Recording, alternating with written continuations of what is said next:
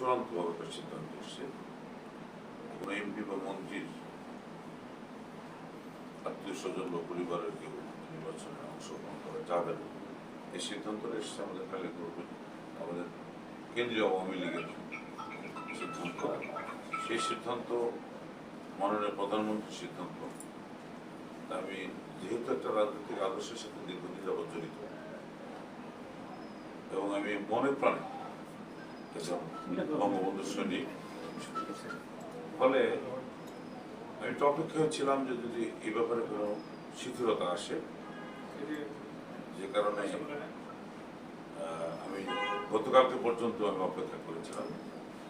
যেহেতু দলীয় কোনো সিদ্ধান্ত আসেনি, শিথিলতার স্বাভাবিক কারণেই আমি দলের প্রতি শ্রদ্ধা জানিয়ে আমার কেন্দ্রীয় আওয়ামী লীগ মাননীয় প্রধানমন্ত্রী শ্রদ্ধা জানিয়ে আমি নির্বাচন থেকে সরে যাওয়ার সিদ্ধান্ত নিয়েছি। যদিও 30 তারিখে প্রত্যাহার করার লাস্ট ডেট ছিল, তবে আমি অপেক্ষায় ছিলাম হয়তো বা এই ব্যাপারে কোনো সিদ্ধান্ত আসতে পারে একটা শিথিলতা।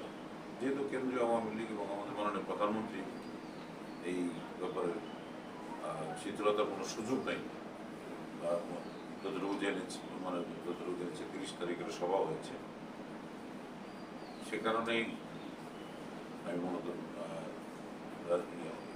নির্বাচন থেকে সরে যাওয়ার সিদ্ধান্ত নিয়েছি। আপনারা জানেন যে আমাদের এই অঞ্চলের মাননীয় মন্ত্রী আল্লাহদের আন্দোলন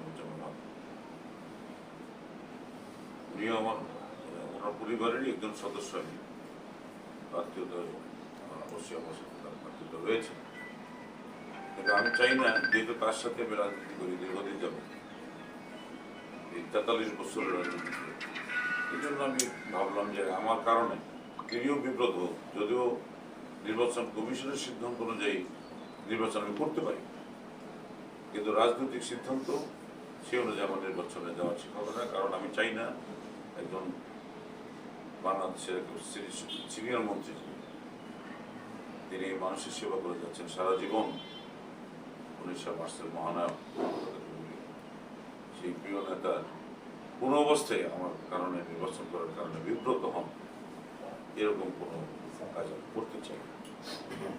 এই জন্যই আমি মূলত কেন্দ্রীয় আওয়ামী লীগ মাননীয় প্রধানমন্ত্রী তাদের সিদ্ধান্তকে সম্মান